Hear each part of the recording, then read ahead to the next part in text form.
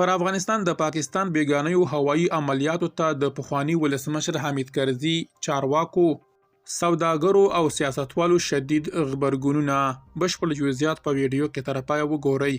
پاتمنو لیدونکو ستړي مشئ. د افغانستان پخوانی ولسمشر حامد کرزي پر ننګرهار او پکتیکا د پاکستان هوایي عملیات په کلکو ټکو غندلي او دا یې د افغانستان د ملي حاکمیت ښکاره نقص بللی دی. نوموړي زیانمنو کورنیو ته د ډاډګرنې مراتب وړاندې کړي او ټپیانو ته یې د سملاسي روغتیا غوښتنه کړې ده.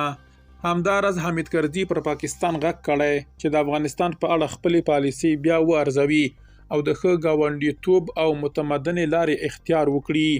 د جمهوریت نظام پخوانی چارواکي ډاکټر نجیب ننګیال ویلي چې د پاکستان پر وړاندې ملي یووالي ته اړتیا ده او هر څوک چې د ولس د یووالي خنډ ګرځي بهرنیو اجنډاو ته خدمت کوي. هغه ټینګار کړی چې اوس د افغانانو لپاره د دښمن پر وړاندې متحد پاتېدل اړین دي.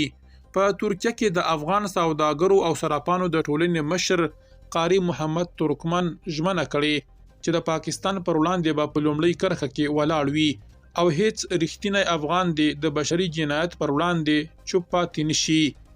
نوموړي ډیره کړې چې اوس مهال خپلو اختلافونو باید تیر شو ځکه اصلي دښمن پاکستان دی او واکمن افغان چارواکي باید د غوڅ ځواب لپاره چمتو شي. د پښتون ژغورنې غورځنګ غړي زکیم خان وزیر ویلي چې په افغانستان کې شوی یرغل د پښتنو افغانانو د نسل ختمونې په دوام کې راځي. هغه ټینګار کړی چې وروستي عملیات د یوې منظمې پالیسۍ لاندې د کرښې دواړه غاړه ولسونه په مسلسل ډول پنښوي. درنو لیدونکو له ملتیا مو